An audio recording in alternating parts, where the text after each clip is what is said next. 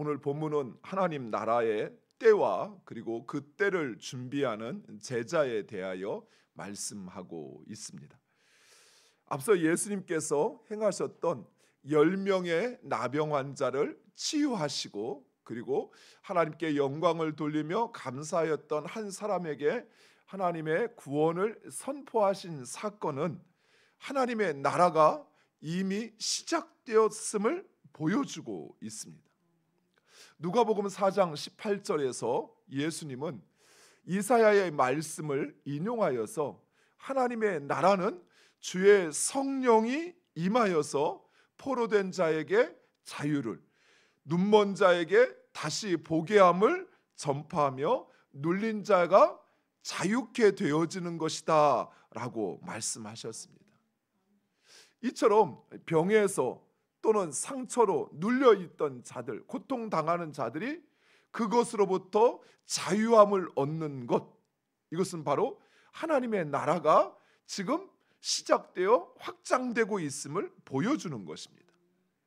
하지만 예수님이 누구인지 그리고 하나님의 나라를 알지도 소망하지도 않는 바리새인들은 이런 사실을 깨닫지 못하고 하나님의 나라가 어느 때 임하나이까라고 묻고 있습니다.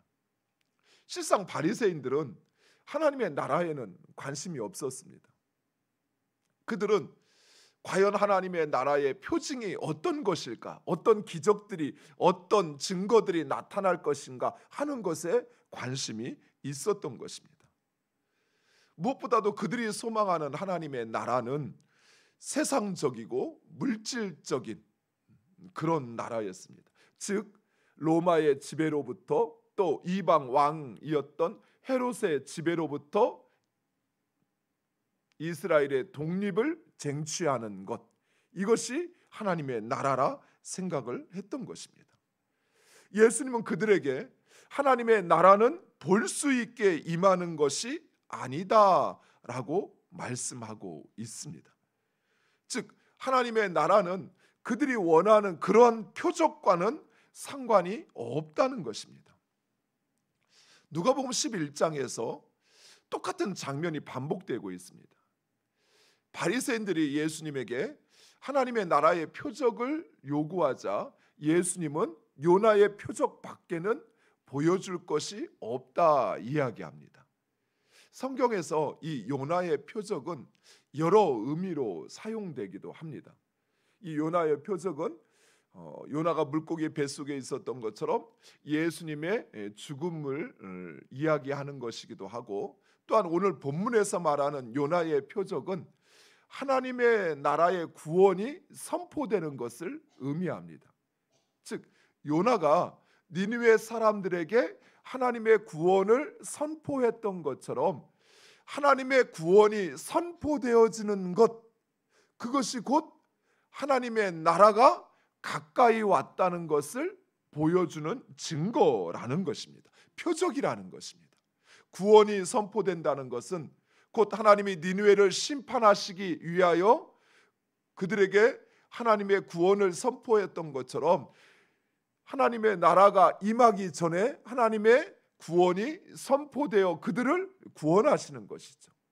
이처럼 예수님께서 하나님의 나라, 그 구원을 선포한 것은 지금 하나님의 나라가 곧 도래한다는 것을 보여주는 것이라는 사실입니다. 그리고 예수님은 하나님의 나라는 볼 수 있게 임하는 것이 아니요 하시더니 너희 안에 있다라고 말씀하고 있습니다. 이 안에 있다, 너희 안에 있다라는 말을 우리 마음속에 있다라는 표현으로 이해를 하면 지금 여기서 말하는 너희는 누구냐면 바리새인들이죠. 바리새인들 안에, 즉 그들의 심령 속에 하나님의 나라가 임하였을까요? 그들의 심령 속에 하나님의 나라가 임하였다면 그 하나님의 나라의 구원자인 예수님을 모를 리가 없겠죠. 그러니까 너희 안에라는 말은 그들의 마음을 말하는 것이 아닙니다. 여기서 너희 안에라는 말은 너희 마음 속에라는 표현 의미보다는 너희 가운데, 지금 너희 모임 중에 너희가 함께하고 있는 이 가운데, 즉 천형으로 알려져 있는 10명의 나병 환자가 그 나병에서 노임을 받고 자유함을 얻는 것, 건강해지는 것, 그것이 바로 하나님의 나라가 현재 안에 실현되어지는 것입니다.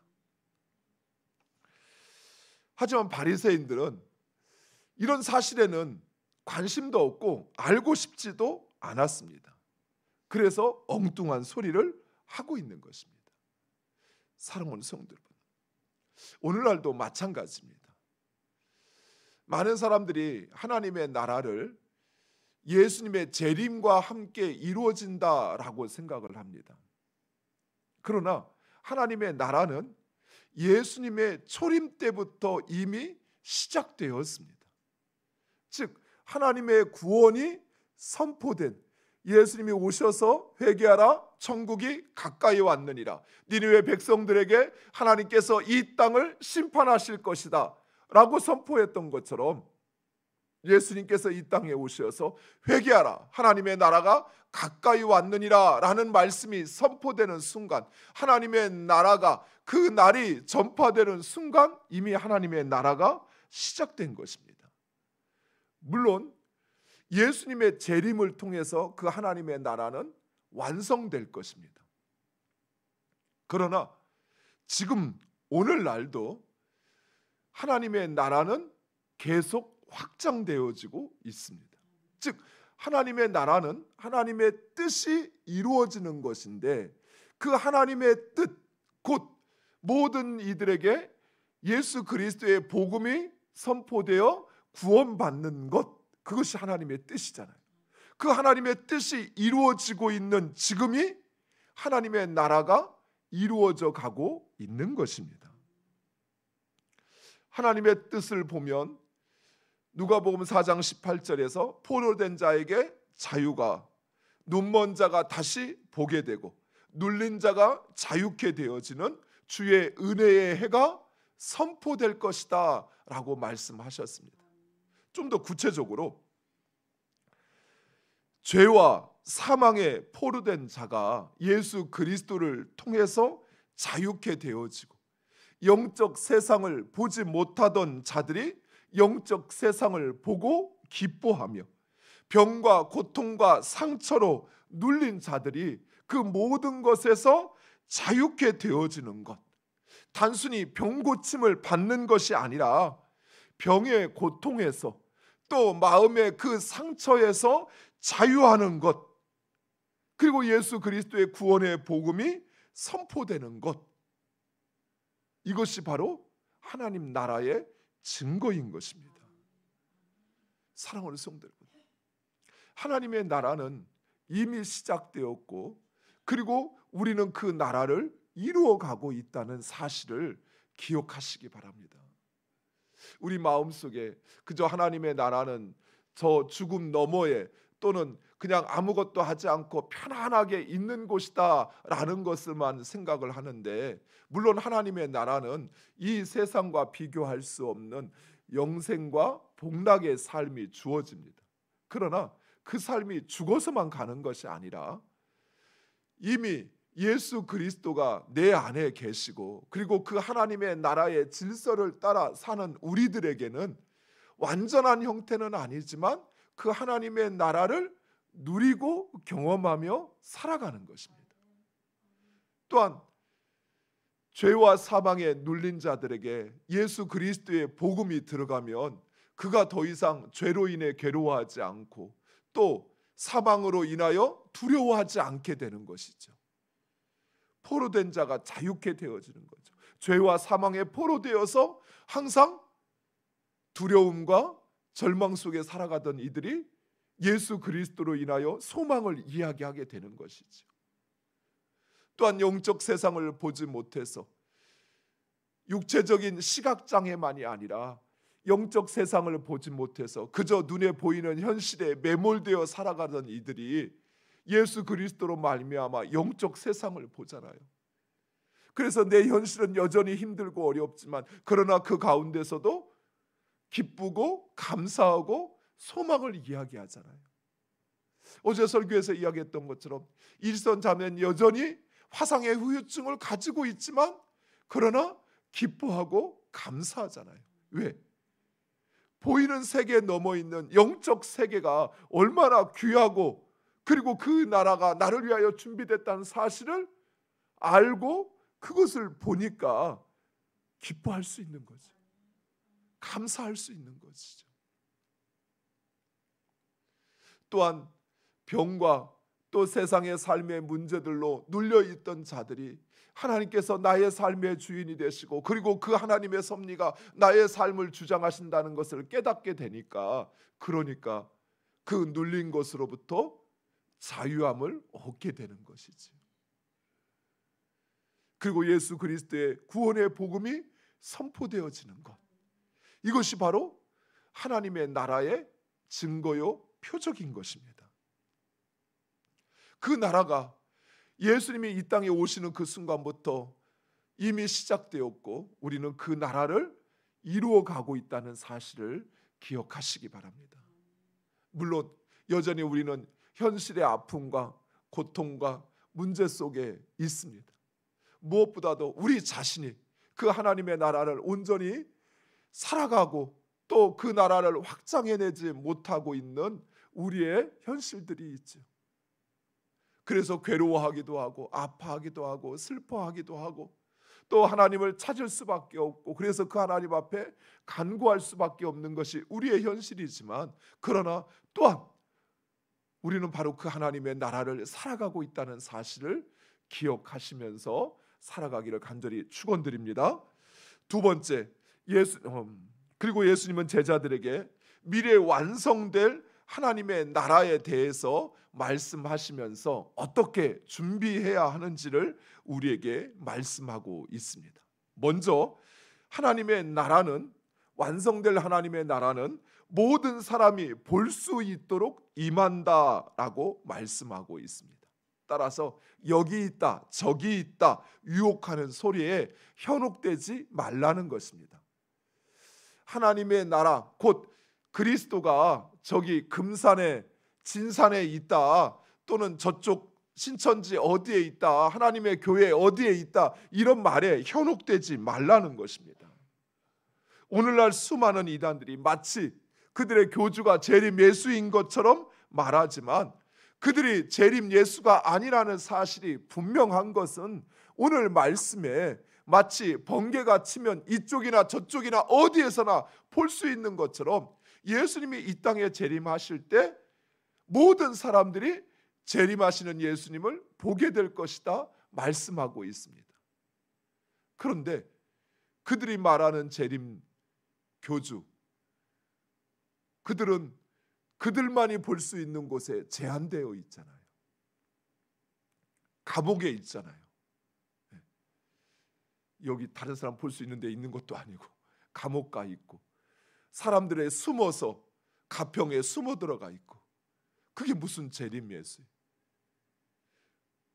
그들의 말에 속지 말라는 것입니다. 두 번째로 예수님이 재림하시는 날 사람들은 세상 일에 빠져 하나님도 하나님의 나라도 찾지 않을 것이다 라고 말씀하고 있습니다.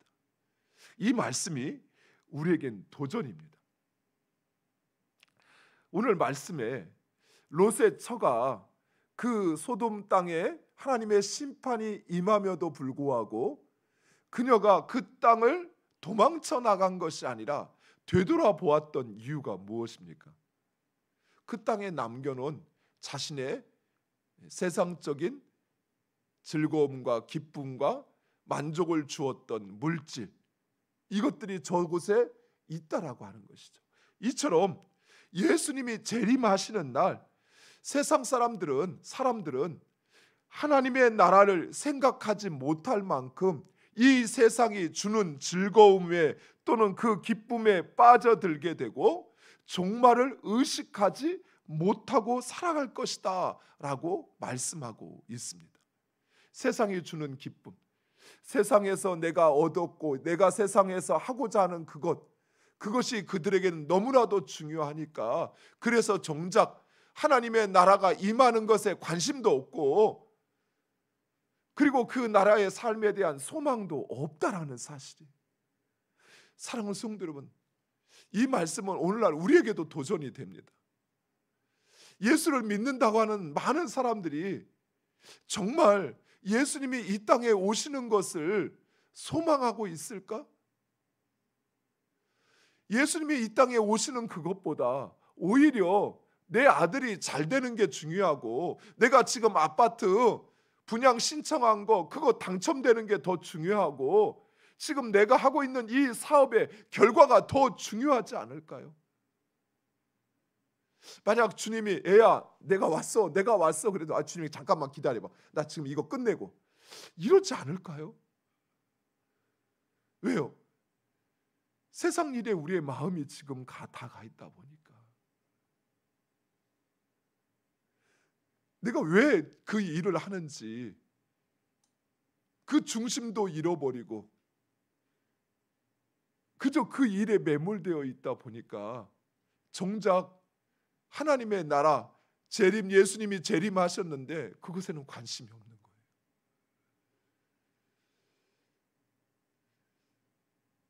하나님 잠깐만 기다리세요. 저 적금 이번 달에 타는데 그 적금 타서 내가 좀 줄 거 다 준 다음에 그 다음에 내가 갈게요. 이러지 않을까요? 여러분, 정말 심각한 문제예요. 정말 심각한 문제예요. 왜냐하면 세상 사람들이 하나님의 나라를 모르니까 그런다고 해요. 근데 우리는 하나님의 나라에 대해서 듣고 또 그 나라를 소망한다고 찬양도 하고 또 그 나라에 대하여 이야기도 하는데, 정작 나의 삶에서 내가 사는 모습을 보면 하나님의 나라가 별로 중요한 것 같지 않아요. 왜요? 그 나라를 준비하지 않거든요. 그 경고를 우리는 그렇게 심각하게 듣지 않아요. 오늘은 아닐 거야. 아직은 아닐 거야. 아니, 내가 해야 될 것이 남아있는데. 우리 마음속에 정말 하나님의 나라를 소망하고 있는지, 지금 이 시간 여러분이 이 자리에서 기도하고 나가다가 주님이 부르셔서 또 주님이 오셔서 얘야 이제 가자, 내가 너를 위하여 하늘의 처소를 예비했다 라고 말씀하시면, 아니요 주님 잠깐만 기다리세요, 오늘 만날 사람이 있어요. 주님 오늘 내가 지금 그 땅 가서 계약해서 사기로 했는데, 아니 내가 지금 집 지은 거 가가지고 오늘 이제 이사하려고 하는데 주님 오시면 어떡해요? 안 돼요. 이러고 있지 않을까요? 정말 심각해요. 우리는 이 긴장을 가지고 살아야 돼요. 무슨 말이냐면, 하나님께서 우리에게 이 땅에 맡겨주신 일들을 위해서 최선을 다해야 돼요. 가정을 위해서, 자녀를 위해서, 또 나로 하게 하신 그 일들에 충성을 다해야 합니다. 그러나 주님이 언제든 나를 부르시면, 또 주님이 이 땅에 재림하시면 그 모든 것을 놓고 떠날 준비가 되어 있어야 되는 거예요. 그렇지 않으면 그 사람은 과연 하나님의 나라를 갈 수 있을까요? 한번 닫힌 그 문이 다시 열릴 수 있을까요? 내 가서 칠순잔치 다 마치고 가면 그 문이 아직도 열려 있을까요? 사랑하는 성도 여러분, 우리가 세상에서 일을 하지만 그것은 주님이 나에게 맡겨주시고 그리고 그 하나님의 나라를 준비하기에 그 일을 하는 것이지, 하나님 나라보다 그것이 더 소중한 건 아니라는 것입니다. 세 번째, 이 말씀도 또 충격적입니다.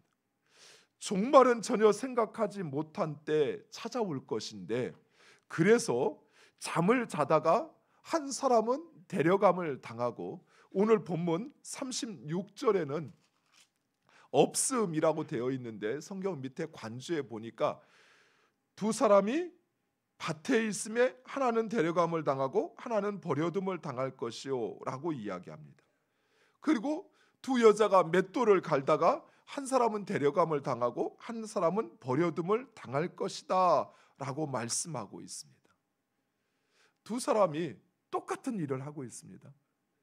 예수님이 말씀하시면서 한 사람은 성전에서 기도하고 있고 한 사람은 저기 잔치상에서 놀고 있다가, 성전에 있는 사람은 데려감을 당하고 잔치상에 있는 사람들은 버려둠을 당할 것이다 이러지 않았어요.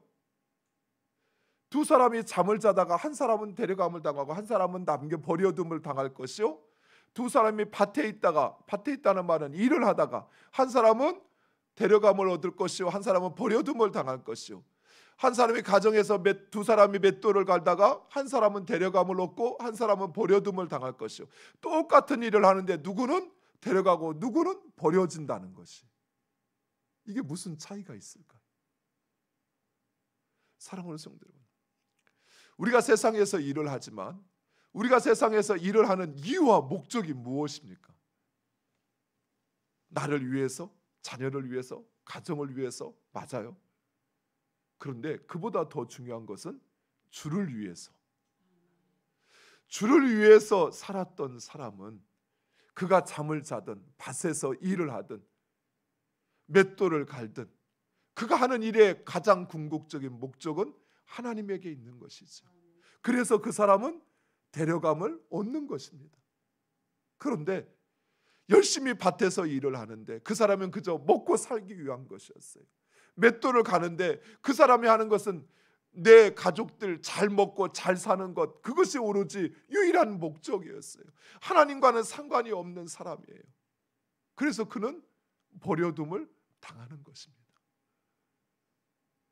사랑하는 성도 여러분, 여러분이 어떤 일을 하든지 그 일을 할 때 여러분이 왜 일을 하는지를 항상 기억하셔야 돼요. 그러면 여러분의 태도가 달라질 수밖에 없어요. 대충 하는 게 아니에요.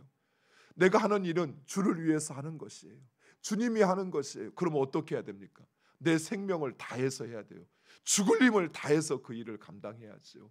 오히려 자기 먹고 살기 위해서 하는 사람보다 더 열심히 그 일을 감당해야죠. 최선을 다해서 해야죠. 그때 주님이 그를 기뻐하시고 그를 데려가시는 것입니다. 사랑하는 성도 여러분, 똑같이 예배를 드리는데 어떤 사람은 자기를 위해서 예배를 드리는 사람이 있는 반면에 어떤 사람은 주를 위해서 예배를 드릴 거예요. 이 말씀을 종교적인 것으로 비교해 보세요. 충격적이에요. 두 사람이 기도하고 있는데 한 사람은 데려감을 얻고 한 사람은 버려둠을 당한다. 있을 수 없는 일이잖아요. 그런데 그런 일이 생겨날 거라는 거예요. 왜요? 진정 주를 위해서 사는 사람과 자기를 위해서 사는 사람은 우리는 모르지만 하나님은 분별하신다는 거예요. 사랑하는 성도 여러분, 무엇보다도 우리는 그 때를 알지 못합니다. 그래서 항상 깨어 있어야 돼요.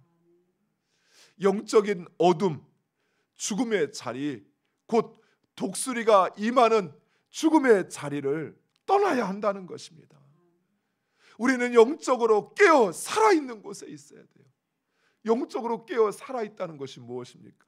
내가 지금 사는 이유가 하나님, 내가 지금 이 일을 하는 이유가 하나님, 내가 소망하는 것도 하나님을 위해서, 그것이 바로 영적으로 살아있는 거예요. 죽음의 자리는 무엇입니까? 내가 왜 사는지도 모르고 내가 왜 하는지도 모르고 그저 세상에서 아등바등 살아가는 것, 그것이 죽음의 자리예요. 그 자리에는 독수리만 날아들 뿐이에요. 그러나 살아있는 곳, 영적으로 살아서 내가 사는 이유도 주님 때문이요, 내가 이것을 하는 것도 주님 때문이요, 나의 소망은 오직 하나님의 나라. 이들에게는 생명이 있고 그리고 하나님께서 그들의 삶 가운데 동행하시고 역사함을 믿으시기 바랍니다. 사랑하는 성도 여러분, 3월이 벌써 갔어요. 그리고 벌써 4월이 왔네요. 네.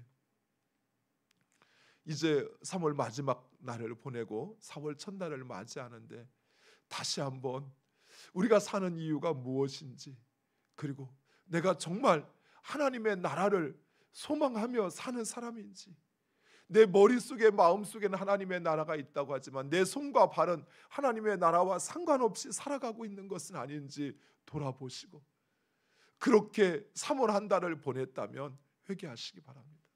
그리고 새롭게 맞이하는 4월, 이제 주를 위해서 살겠다고 하는 그 각오와 결단을 가지고, 그리고 하나님의 나라를 이루어가고 그 나라를 소망하며 살아가는 우리 모두가 되기를 간절히 축원드립니다.